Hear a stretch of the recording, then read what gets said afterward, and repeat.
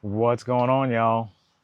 Hey, man, I had a really great time the other day walking the bank, trying to catch a few fishies here and there. Um, Start throwing a scrounger jig, man. I had them, never really threw them a whole lot. Got reintroduced to them, and now somehow, some way, I've fallen in love with them again. It's a man. It's just a pretty versatile bait, especially when you're walking the bank. I didn't have too many hang-ups on it, hanging the bottom or hanging trees or anything like that, or any laydowns. Kind of came back to me, maybe that's just luck of the draw. I start off with quarter ounce. Had that paired with Big Bag Outdoors, that purple haze. Man, I really like it. It was a really good lure for me. And then here, I decided to, I'm heading to Decatur. And if you guys know where this is, decided to switch to a jig for a little while and start targeting these floats. And man, this float here really produced for me. And obviously, you guys can see that. But man, what a good time I had. And like I said, I walked probably like I said, 5 or 6 miles. I don't even know. I'll try to show that to you guys later at some point. But this jig here, it just produced, and obviously, here's the first fish there, and I think I got another one. I caught 2 fish back to back, which is really awesome. Now, I'm not gonna sit there and lie to you and tell you that every cast that I went out and casted, I caught fish, because I didn't, but I did have fun. And I got to walk around, and there's no live scope, so you're kind of like going on instinct, and you're looking at whatever's in front of you is what you're pretty much throwing at, and trying not to get hung up. So, and this one I was pretty proud of, because like I said, it was a back-to-back catch, and no, it's not the same fish. So, but yeah, man. So, it just goes to show you that you can, if you don't have a boat, you can still walk the bank and you can still bass fish. Yeah, I mean, you do have a potential chance of, losing a lure. I mean, just like you would in a boat. But, if you finagle it right and don't, try to, when you get hung up, don't try to horse it and, kind of walk over to it. I mean, you should be okay.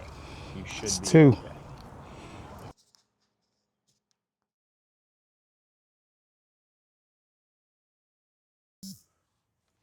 So I mainly targeted these little floats sitting here. And man, that was the key for me most of the day, was on the little walkways, and some right next to the boats and stuff like that. But I missed a fish right here earlier, realized that I didn't have the piece to my camera, so I had to run back home, get that piece to my camera. Like I said, it took me, I had to drive about 15 miles just to get this place. But hey, you got to do what you got to do. And I ended up meeting a lady there named Yvonne, and we had a pretty good conversation, and I ended up catching a fish right in front of her. And so, just so you guys know, man, if you see me with my camera, see me without my camera, come up and talk to me, man. Let's talk fishing. So you never know, man. I can learn something from you guys, or possibly you can learn something from me. I doubt it. I probably learn more from you guys. But man, what a good day, just walking the bank.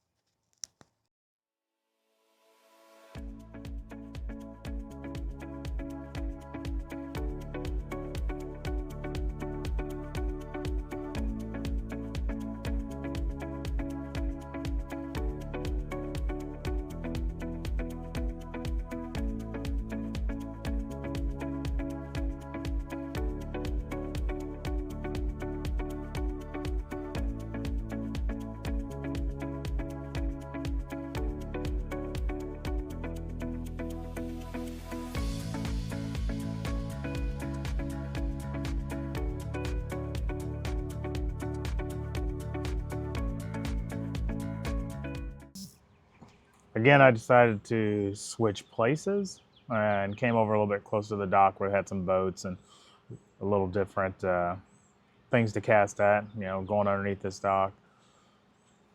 One thing I want to let you guys know, if you guys aren't sure on your feet, please don't try to do this, and just get yourself a chair, you know, find a flat surface. Um, if you don't have any balance, this isn't the kind of walking around you want to do on these big rocks. I mean, there's obviously you can walk around where there's just gravel and stuff like that. Obviously, I'm going down a hill, so I don't want you guys out there getting hurt. And always check your line. Always check your line when you're fishing, you know, near rocks and everything. But I ended up pulling one right off the corner of that dock. There was a brush pile sitting there, and I missed one along the side of the dock. But it was, like I said, I had a really good time.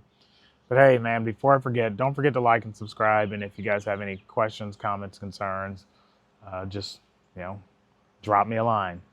All right, guys, enjoy the video, and I will talk to you guys later. Peace.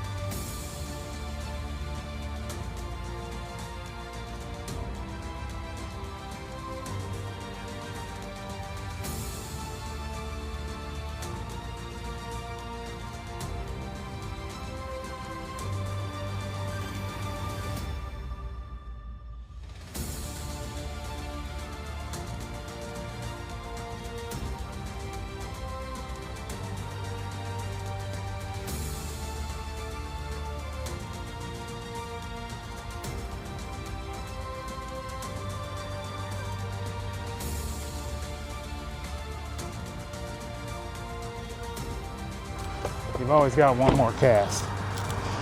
No matter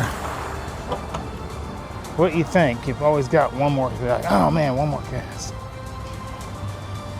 So that's me, one more cast in it. All right, we're gonna walk down there. What's going on, guys? Hey man, I just got back from fishing from the bank. Man, I really had a really exciting time. It reminded me back in the day when I used to fish from the bank with my mom, my dad, and my sisters, and we didn't have a boat, so we walked the bank. I think the first time I was on a boat, I was on a canoe with my dad in Texas. So I think it was Texas, yeah. We might have been in El Paso, Texas. But anyway, I remember catching a bluegill.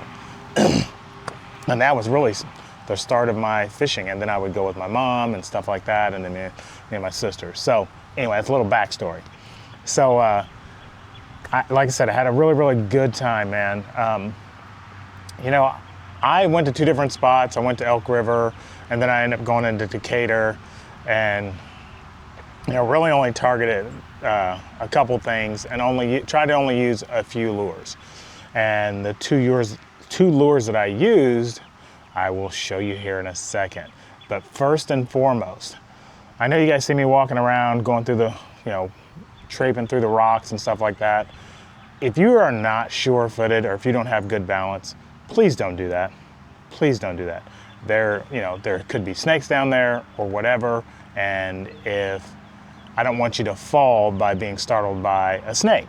So if you're not sure-footed and you're not stable, just don't do that. There's other places to walk. You can still fish from the docks and so on and so forth. Just wanted to get that out of the way so nobody gets hurt.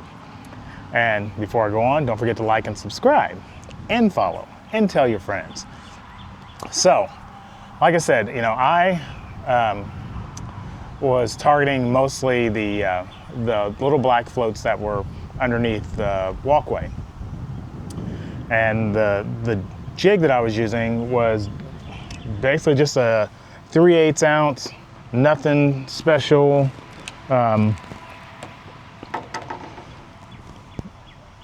Green pumpkin with a little bit of purple, twin tail grub jig. And that's what I was doing, and they just happened to be keying in on that. And that worked out awesome, obviously. And the other lure that I was using was a scrounger jig. I've really fallen in love with the scrounger jig. You know, I've had it, but really didn't understand how to use it until maybe a couple weeks ago, honestly. And the best thing is, I'm throwing a 1/4 ounce, 1/4 ounce. But my favorite thing was what I had it paired with. And I had that thing paired with Big Bag Outdoors, Spotlight Shiner 5.0, and Purple Haze. Man, this thing, like, I have fallen in love with this thing, and I'm not gonna lie, I didn't get a lot of hang-ups. I've been using the same one since I started actually using the thing. So it came back for me. You know, I'm not gonna sit here and say I'm an expert on using it, but it was pretty awesome. It did its job.